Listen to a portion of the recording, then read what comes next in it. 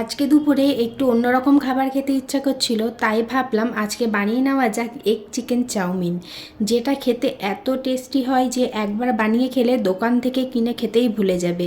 আমরা সাধারণত রাস্তায় যে স্ট্রিট ফুড আমরা খেয়ে থাকি, পুরো সেই রকম কি বলছি, তার থেকে অনেক বেশি এটা টেস্টি হয় খেতে। আর ঘরে বানানো বলে হেলদিও হয় জিনিসটা। তো এখানে আমি আমার পছন্দ মতন সমস্ত সবজি নিয়ে নিয়েছি, তোমরা তোমাদের পছন্দ মতন যে কোনো সবজি এখানে ইউজ করতে পারো। আমি এখানে নিয়ে নিয়েছি পেঁয়াজ, বাঁধাকপি, গাজর আর ক্যাপসিকাম।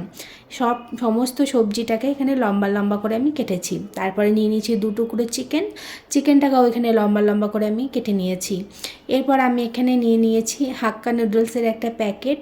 এই নুডলসটা ভীষণই সুন্দর খেতে, মানে একদম সরু, ট্রাই করবে একদম সরু চাউমিন নেওয়ার, যেরকম আমি এখানে ইউজ করছি।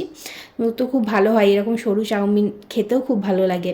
তো এখানে চাউমিনটা একটা বের করে নিয়েছি আর এটা একটু করে ভেঙে নিচ্ছি। তারপরে আগের থেকেই আমি জলটা গরম হতে বসিয়ে দিয়েছিলাম, সেখানে দিয়ে দিলাম 1 চা চামচ নুন, 1 চা চামচ দিয়ে দিলাম এখানে রিফাইন্ড অয়েল। তারপরে ভালো করে একটুখানি মিশিয়ে নিয়ে আমি চাউমিনগুলো এখানে অ্যাড করে দিচ্ছি। তেল দেওয়ার কারণে চাউমিনগুলো একটার সাথে আর একটা গায়ে গায়ে লেগে যাবে না, ভীষণ ঝরঝরে হবে। এবার ভালো করে এটাকে মিশিয়ে নিয়েছি। এই সময়ে আমার চাউমিনটা একদম ঠিকঠাকভাবে সেদ্ধ হয়ে গেছে। দেখো, আমি একটা আঙুল দিয়ে কেটেও দেখালাম। এরপরে ফ্লেমটা অফ করে দিয়েছি আর এইটা পুরো ভালোভাবে জলটাকে ঝরিয়ে ঠান্ডা জলে ধুয়ে নিতে হবে। তাহলে কি হবে, কুকিং প্রসেসটা ওখানেই বন্ধ হয়ে যাবে, তা না হলে কিন্তু গলে যাবে ভেতরে ভেতরে। তো কড়াইয়ে তেল নিয়ে নিলাম অল্প, তাতে দিয়ে দিলাম 2টো ডিম, ওপরে অল্প একটুখানি নুন ছড়িয়ে একটা ডিমের এখানে ভুজিয়া বানিয়ে নিচ্ছি আমি। এই চাউমিনটা বানাবার সময় তোমরা যদি স্মোকি ফ্লেভার চাও, তাহলে এরকম কোনো লোহার কড়াই বা আমি যেরকম কড়াই ইউজ করছি অ্যালুমিনিয়ামের, এরকম কড়াই ইউজ করো। আর এই চাউমিনটা পুরোটাই কিন্তু হাই ফ্লেমে রান্না হবে, তবেই যে স্মোকি ভাবটা সেটা আসবে। তারপরে কড়াই আবার 3 টেবিল চামচ আমি এখানে রিফাইন্ড অয়েল দিয়ে দিয়েছি, তাতে দিয়ে দিলাম আদা রসুন কুচি, হালকা একটু নেড়ে নেবো আদা রসুনটা। তারপরে আমি এখানে অ্যাড করে দেবো লম্বা লম্বা করে কেটে রাখা চিকেনগুলো।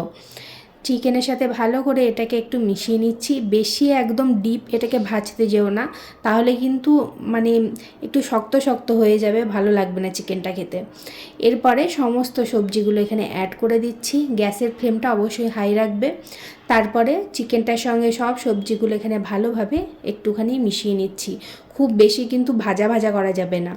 এরপরে ওপর থেকে দিয়ে দিলাম অল্প নুন, মানে 1 টিস্পুন মতন আমি ইউজ করেছি, তোমরা যেরকম আর কি খেতে পছন্দ করো সেই অনুযায়ী তোমরা এখানে ব্যবহার করবে।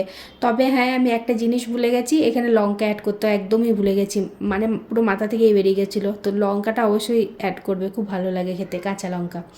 এরপরে দিয়ে দিয়েছি গোলমরিচের গুঁড়ো। তারপরে আবার ভালো করে মিশিয়ে নিয়ে 1 টেবিল চামচ সয়া সস, 1 টেবিল চামচ দিয়ে দিলাম টমেটো কেচাপ। তারপরে ভালো করে এটাকে মিশিয়ে নিচ্ছি।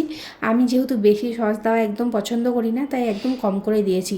তবে তোমরা যদি একদম স্ট্রিট স্টাইল খেতে চাও, তো সেই ক্ষেত্রে তোমরা আরও 2 টেবিল চামচ এখানে টমেটো কেচাপ অ্যাড করে দিতে পারো। এরপরে যে ডিমের ভুজিয়াটা করে রেখেছিলাম সেটাও এখানে অ্যাড করে দিচ্ছি আর একটু নেড়ে নিলাম, কেননা সস দেওয়ার পর না বেশি এটাকে নাড়া যায় না। তো অল্প নাড়াচাড়া করে আমি এখানে চাউমিনটা অ্যাড করে দিলাম। তারপরে চাউমিনটার সঙ্গে খুব ভালো করে সমস্ত কিছুটাকে এখানে মিশিয়ে নিতে হবে। সমস্তটা কিন্তু হাই ফ্লেমেই হবে, আবারও বলছি। এরপরে ওপর থেকে একটুখানি দিয়ে দিলাম ওই স্প্রিং অনিয়ন, মানে ওই পেঁয়াজকলি। তো এটা দিয়েও ভালো করে একটুখানি নাড়াচাড়া করে নামিয়ে নিলেই রেডি হয়ে যাবে এগ চিকেন চাউমিন। খেতে তো খুবই ভালো হয়েছিল, তোমরাও অবশ্যই একবার ট্রাই করবে আর কমেন্টে আমাকে জানাবে আজকের ভিডিওটা তোমাদের কেমন লাগলো। ভিডিও ভালো লাগলে লাইক কমেন্ট শেয়ার করতে ভুলো না। আর ফেসবুক পেজ থেকে দেখে থাকলে পেজটাকে ফলো করে দিও, ইউটিউব থেকে দেখে থাকলে সাবস্ক্রাইব করে দিও।